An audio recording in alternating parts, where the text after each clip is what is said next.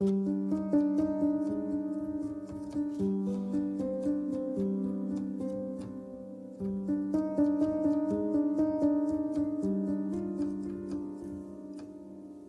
are many beautiful libraries in this world, but the Joanina Library in Coimbra, Portugal, might be the most stunning of them all.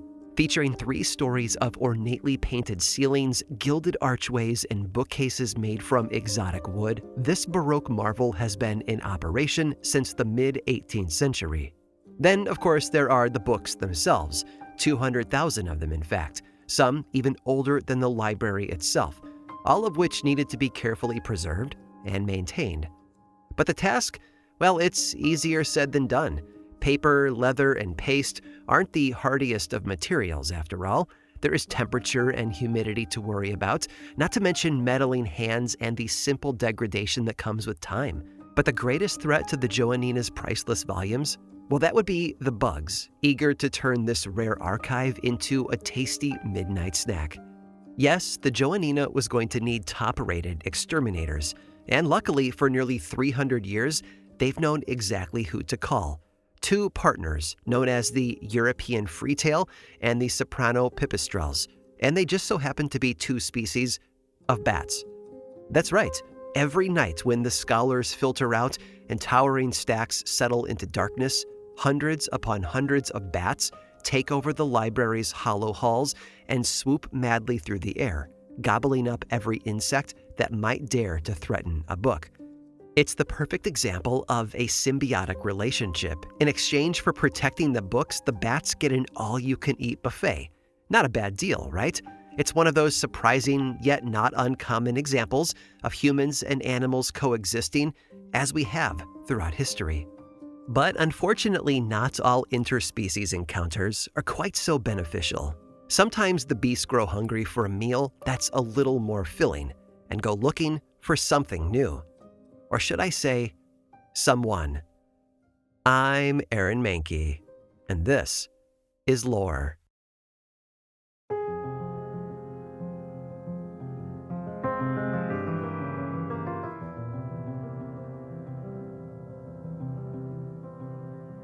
Culture changes fast.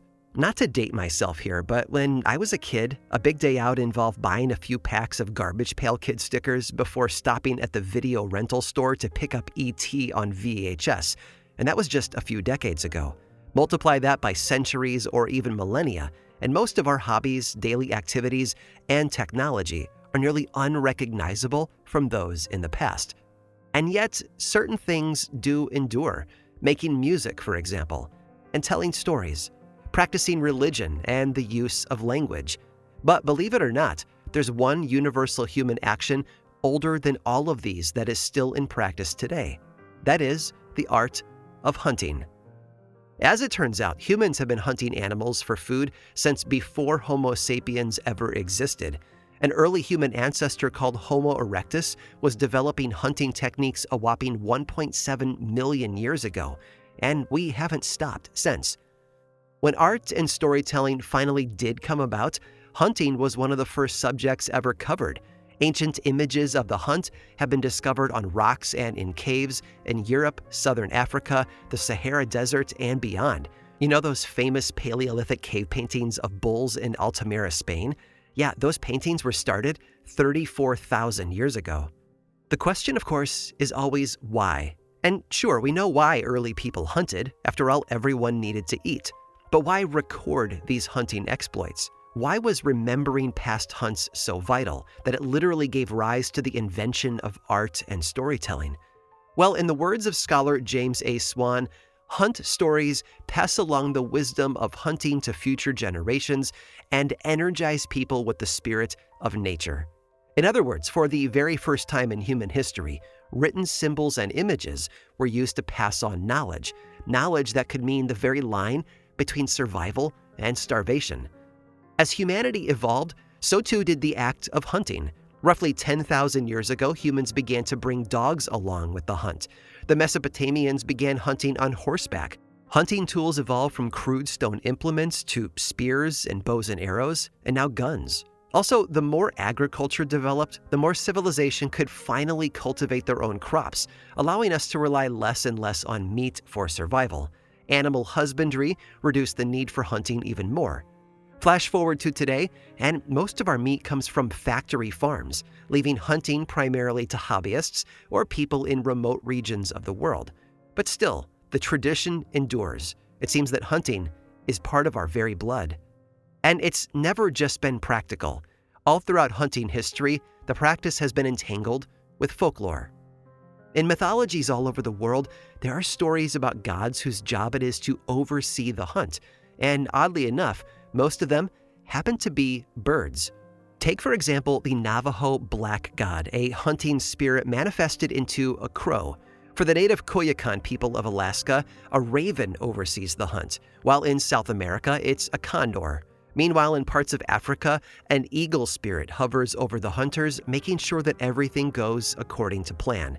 And then, of course, there's Artemis from Greek mythology, aka Diana to the Romans, goddess of nature, young women, childbirth, animals, healing, sudden death, archery, and yes, the hunt.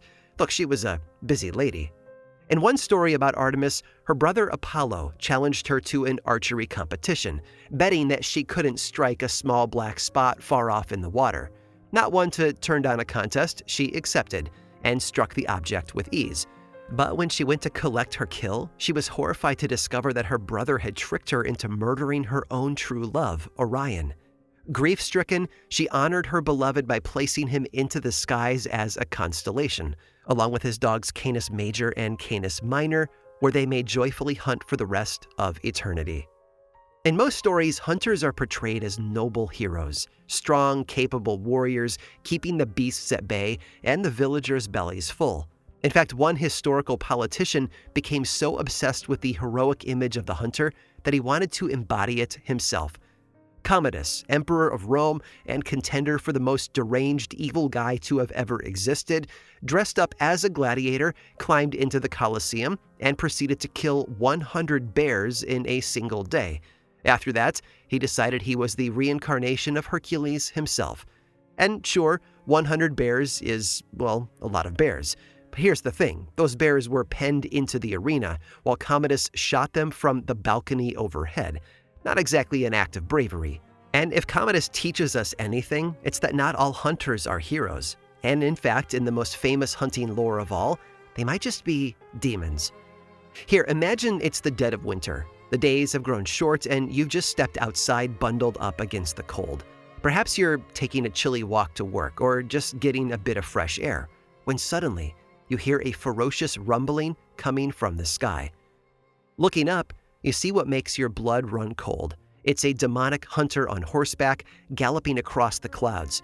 Behind him trails a frothing parade of lost souls, rippling like a storm.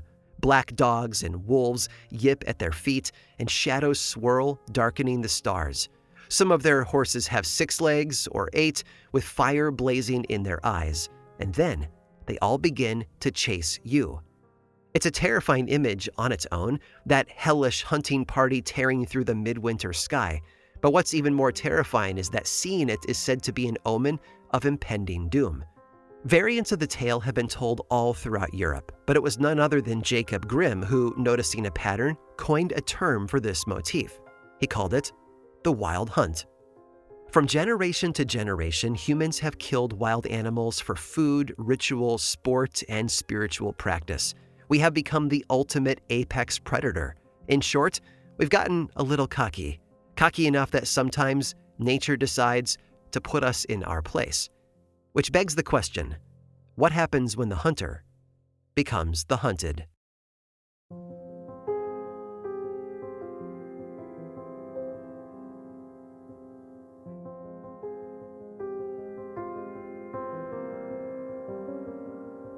In the Chinese folktale The Old Woman and the Tiger, a murderous tiger kills and eats a woman's son. A ballad from the Black American South warns of a wild boar in these woods that eats men's bones and drinks their blood. In a Congolese version of The Boy Who Cried Wolf, a child is devoured by a crocodile, while in India, the Khasi people tell tales of a giant man-eating python. All across the world, All these stories speak to one universal fear, the very real threat of being devoured alive by wild animals. We've talked in the past about the Beast of Gévaudan, an enormous, mysterious beast that terrorized 18th century France, killing 113 people over the course of just 3 years. It would seem like a mere legend if it weren't horrifyingly true. But that hyena-like menace is far from the only monster to manifest in the real world. It was November of 1915 when farmers in a remote part of Hokkaido, Japan began to notice something strange. First, crop supplies went missing. Then herd animals began to disappear. There was no doubt about it. A predator was on the prowl, and it was big. On November 20th, the beast was officially spotted for the first time, and this thing was a sight to behold. Towering at 9 feet tall, all 750 pounds of it were covered in dark golden fur. Its curved, fang-like canines were as long as a woman's hand is wide, capable of biting down with 20,000 pounds of force, and its paws were tipped with long, rakish claws. It was a bear, but not just any bear. This was an Ursuri brown bear, also known as the black grizzly, one of the largest brown bears in the world. A brown bear that, in late November, should have been hibernating. It wasn't long before a hunting party formed to take care of this bear burglar before things got out of hand. They managed to track it down in the forest, where they shot and wounded the creature. Sure, they hadn't managed to kill it, but they figured injuring it would be good enough. Certainly the bear would be too frightened of people after that to return to town, right? Well, alas, the poor townspeople would soon learn how very wrong they were. The first kill occurred on December 9th of 1915, when the bear entered the Oda's family home and killed a woman and child before dragging the woman's lifeless body into the trees. The following day, it tore down the wall of the Mayoki family home, where it killed 5 more people, including a pregnant woman who the bear began to eat. It survived a hailstorm of bullets to come back 3 days later to pillage 9 more homes for food before vanishing again into the forest. Finally, a hunting party of 60 men, including professional government sharpshooters, followed a trail of blood into the woods. There they found the bear resting beneath an oak tree, where they shot and killed it, ending the reign of terror for good. When the smoke cleared, the bear had killed 7 people, injured 3 more, and destroyed a full 2/3 of the settlement. But while you can kill a bear, you can't kill a story. After its death, villagers began to whisper. They said the bear had been possessed. They referred to it as a demon bear proper and gave it the name Kasagake, which means diagonal slash from the shoulder. They even celebrated its death with a blood ritual in which villagers opened the bear's body and licked its blood from its ribs. For some, these stories would follow them for the rest of their lives. The mayor's son, Okawa Harayoshi, was only 6 years old when he witnessed the attacks, but he swore an oath to kill 10 bears in honor of every victim taken by Kasagake. Eventually, he not only succeeded, but exceeded his pledge. By the time he reached the age of 62, he had killed 102 bears. Meanwhile, 17 years prior to the bear attacks, the Tsavo region in southern Kenya faced a terror of its own. It was the spring of 1898, and a new bridge for the Kenya-Uganda Railway was going up over the Tsavo River. Railroad workers labored tirelessly throughout the day and retired to their tents near the work site every night. And like any big group of workers on the job, they passed around their fair share of rumors. Gossip about the foreman, maybe, or jokes about the quality of the food. But there was one rumor that rippled through the camp faster than all the rest, that of a pair of maneless lions that were dragging workers from their tents in the night and eating them. At first, the head engineer on the project, Lieutenant Colonel John Henry Patterson, wrote the whispers off as tall tales. At least he did, until he saw it happen with his own eyes. At about midnight, Patterson would later write, the lion suddenly put its head in at the open tent door and seized a man by the throat. The unfortunate fellow cried out, "Let go," and threw his arms up around the lion's neck. The next moment, he was gone. Soon after, the lions struck again. Patterson recorded all the grisly details of the moment when the next body was found. He wrote, The ground all around was covered with blood and morsels of flesh and bones, but the head had been left intact, save for the holes made by the lion's tusks on seizing him, and lay a short distance away from the other remains, the eyes staring wide open with a startled, horrified look in them. It was the most gruesome sight I had ever seen. After that, the men put up fences, but the lions leapt over them. They lit fires at night and clattered empty oil tins in hopes of scaring the creatures off, but the lions ignored them. Watchmen would be guarding one camp, and the lions would strategically attack another, never targeting the same camp 2 nights in a row. Nothing was working. No, what they needed was bait, human bait, and so Patterson himself volunteered as tribute. He put his own body on the line, and then, when the lions came for him, he shot them. No one knows for sure exactly how many men were killed by the end of the horrific spree. Some records list 28 deaths, but in Patterson's 1922 book, The Man-Eaters of Tsavo, he claims a harrowing 135 human lives were lost. Today, if you want to see the man-eaters of Tsavo yourself, you can. Their taxidermied bodies are on permanent display right in my home state of Illinois, at the Field Museum in Chicago. Oh, and by the way, that regional name, Tsavo, it may have been something of a self-fulfilling prophecy, because it turns out that the word has a rather foreshadowing translation. It literally means the place of slaughter. But if only 2 lions can do that kind of damage, what about an entire pride?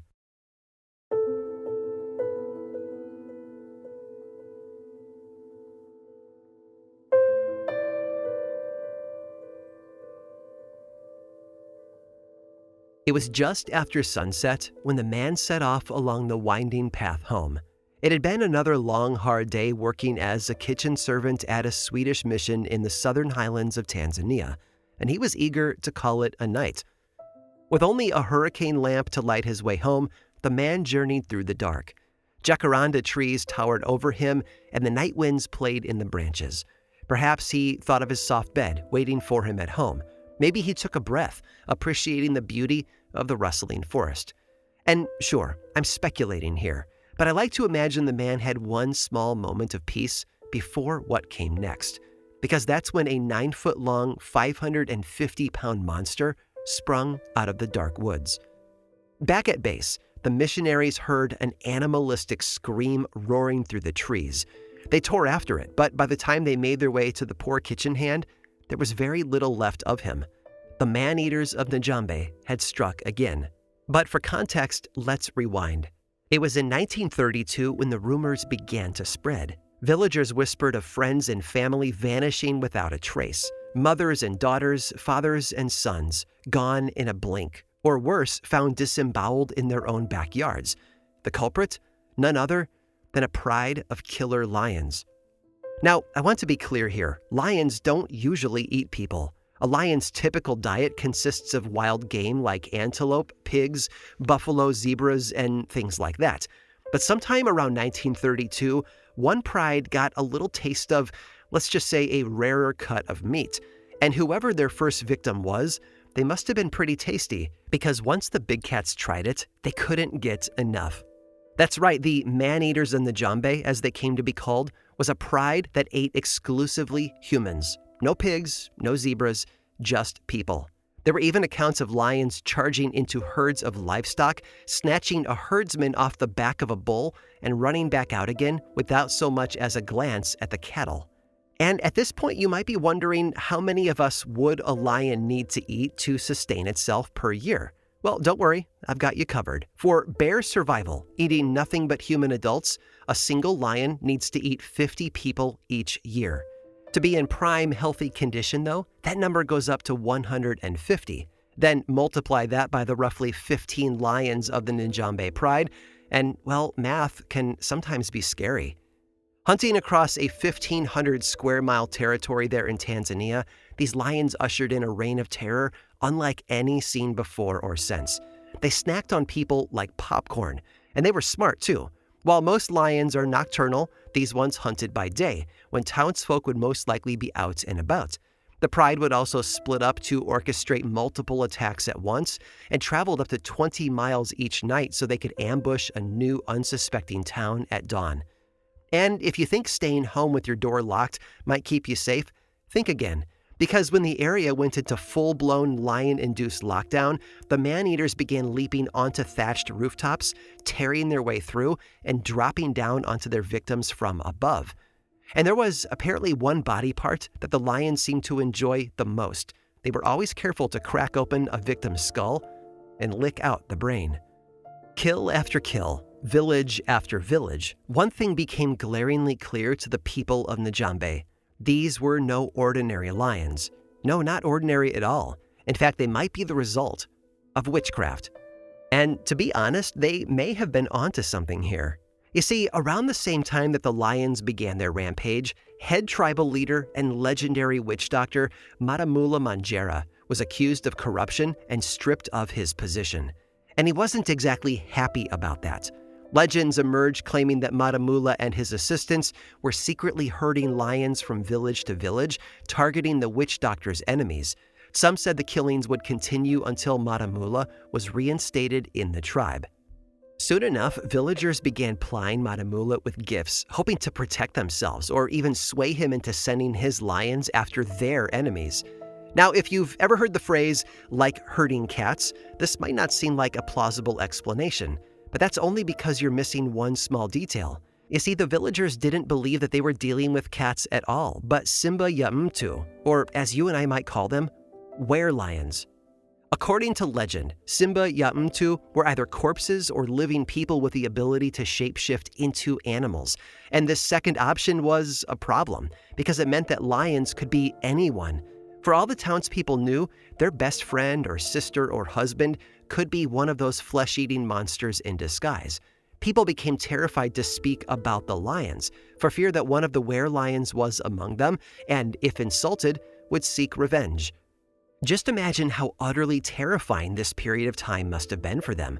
Not only were they literally being hunted by a pack of ravenous beasts, but in their darkest hour, they couldn't even turn to their own family for solace, just in case that they too were part of the danger. Nothing and no one was safe. In fact, most of the stories that we have from this era come not from the locals but from the white missionaries, who, because they didn't share the same superstitions, were willing to talk openly about what was going on. The age of the man-eaters continued for not one, not two, but 15 years. In the course of that time, new members of the pride were born, and their mothers taught them to feast on human flesh, ensuring the tradition would continue from generation to generation. But thankfully, all things, good or bad, come to an end eventually. And in 1946, after over a decade of failed attempts, game warden George Rushby successfully tracked the pack and killed one of the lionesses. Clearly, her diet had been kind to her. Her coat, it said, was glossy and her teeth pristine. From there, Rushby and his men spent days hunting down the rest of the pride until every last member had been slain. The reign of the man-eaters had finally been brought to an end.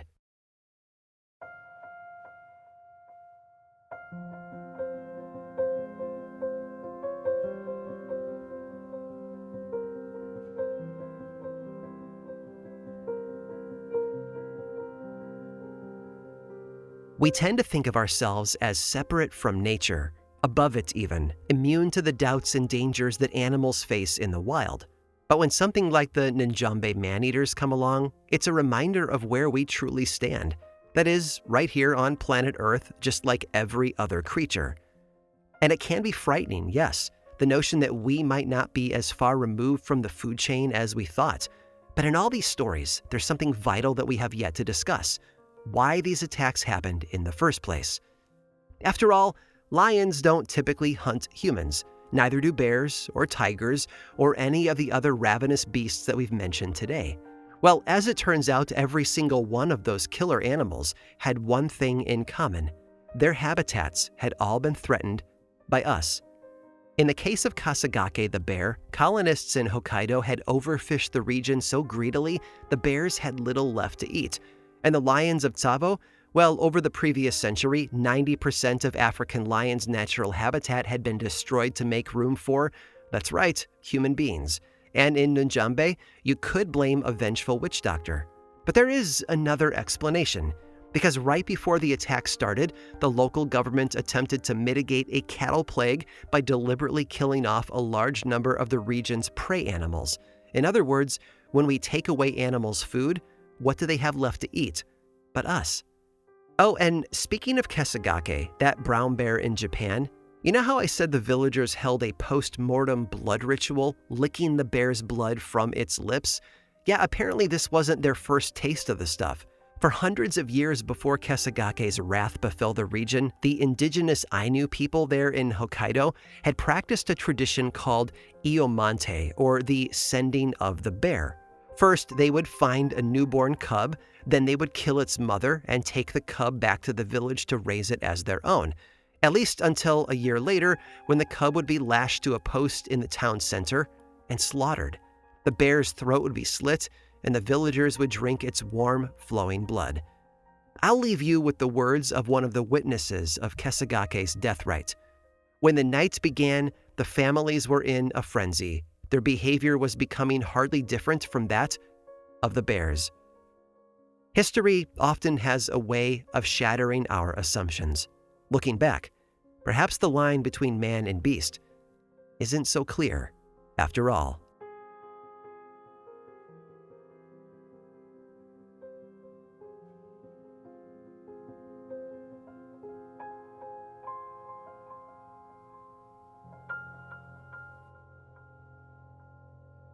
I hope you've enjoyed today's journey of the lions and tigers and bears of this world. As history shows, the most dangerous creatures aren't always the ones with claws and teeth.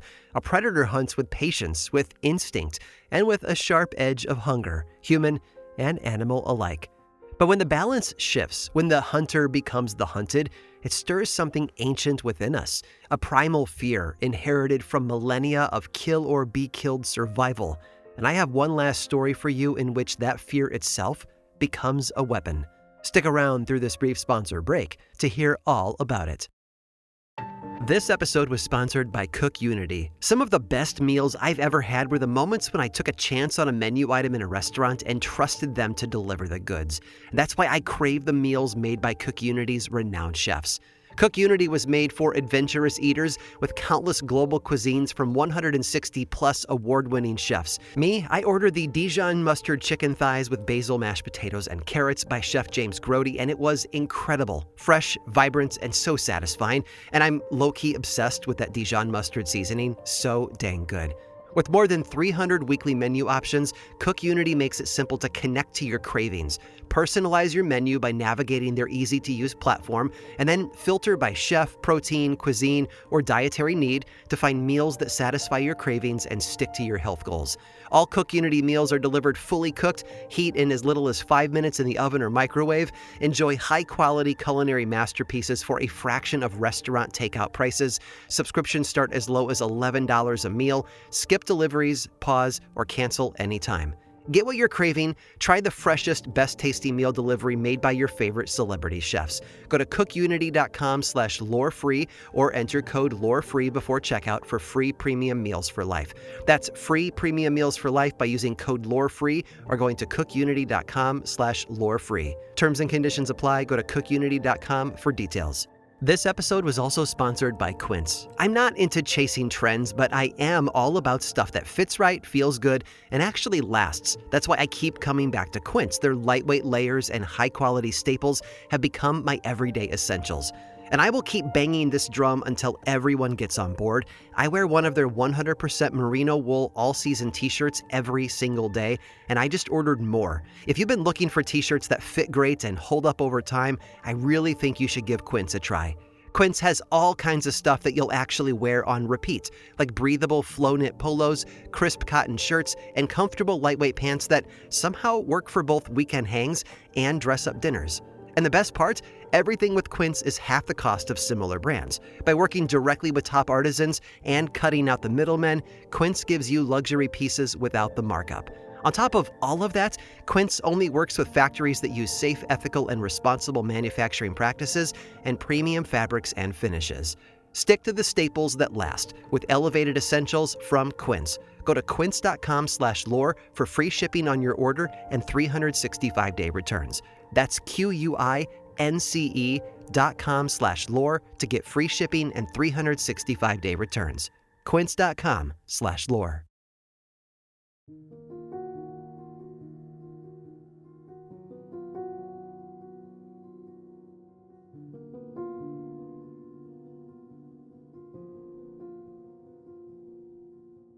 All of us know the story. After the deaths of over 2,400 Americans in 1941's attack on Pearl Harbor, the U.S. government scrambled to retaliate against the Japanese.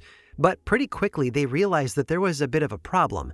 No matter how badly they were beaten down, the Japanese soldiers just would not quit.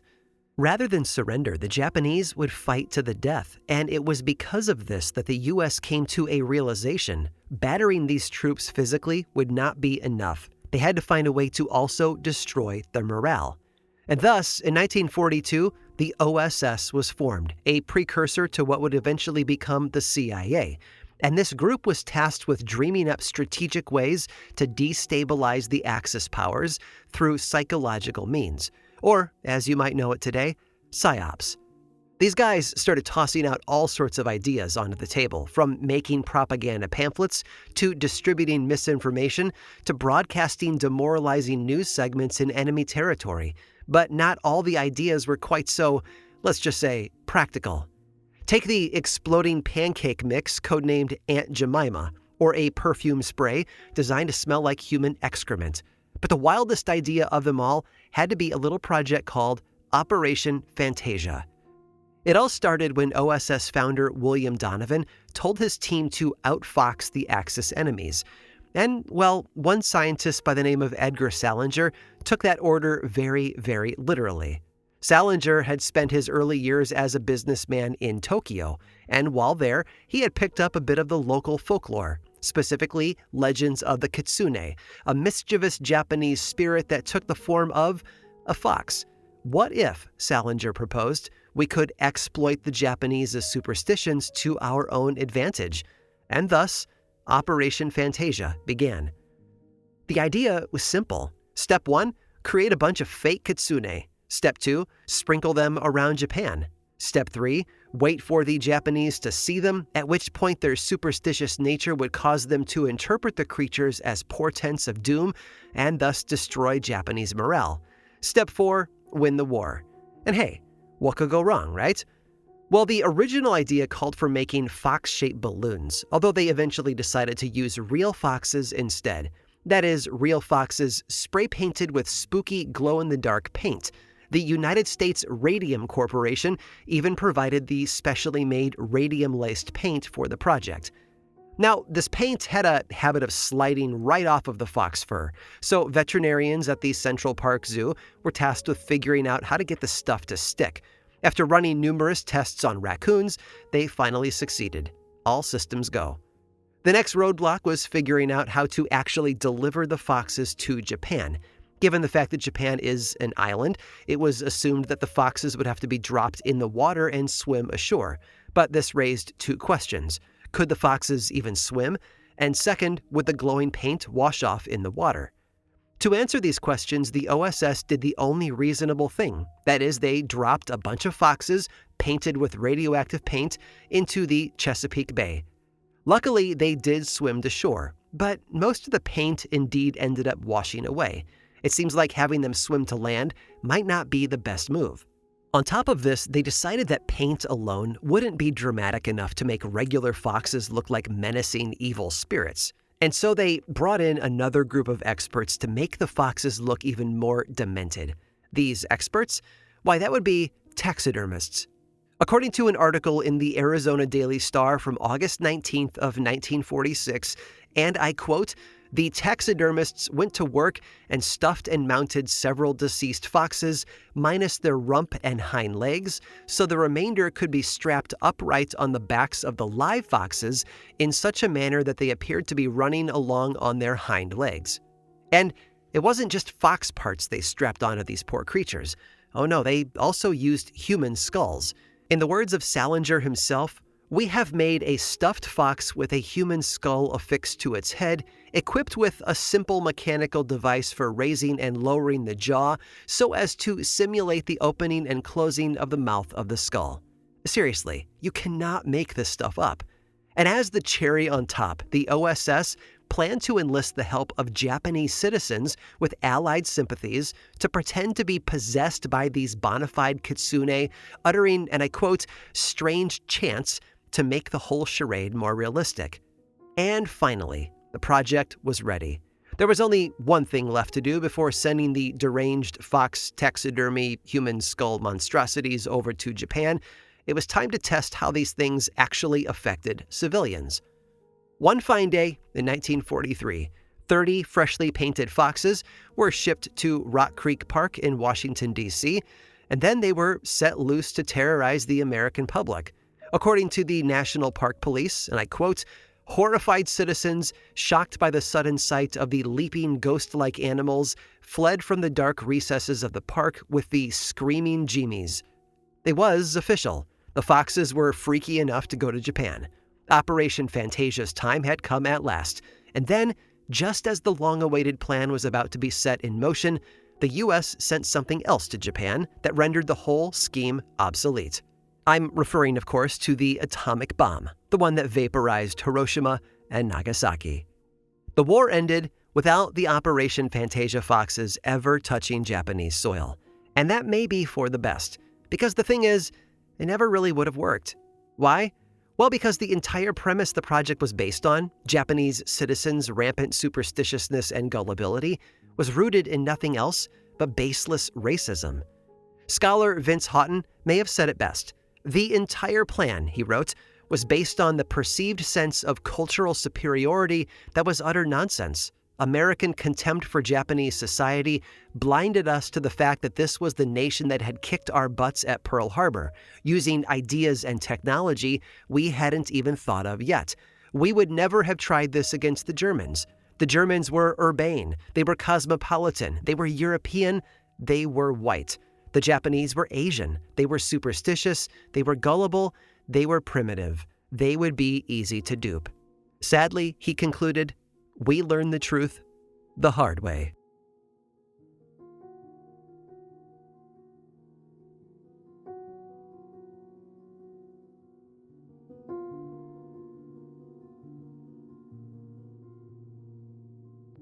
This episode of Lore was produced by me, Aaron Mahnke, with writing by Jenna Rose Nethercott, research by Jamie Vargas, and music by Chad Lawson. Don't like hearing the ads? I've got a solution for you. There's a paid version of Lore available on Apple Podcasts and Patreon that is 100% ad-free. Plus, subscribers there also get weekly mini bonus episodes that we call Lore Bites. It's a bargain for all of that ad-free storytelling and also a great way to support this show and the team that makes it. Lore is much more than just a podcast, though. There's the book series available in bookstores and online, and 2 seasons of the television show on Amazon Prime Video. Information about all of that and more is available over at lorepodcast.com. And you can also follow this show on Blue Sky, Threads, YouTube, and Instagram. Just search for Lore Podcast, all one word, and then click that follow button. And when you do, say hi. I like it when people say hi. And as always, thanks for listening.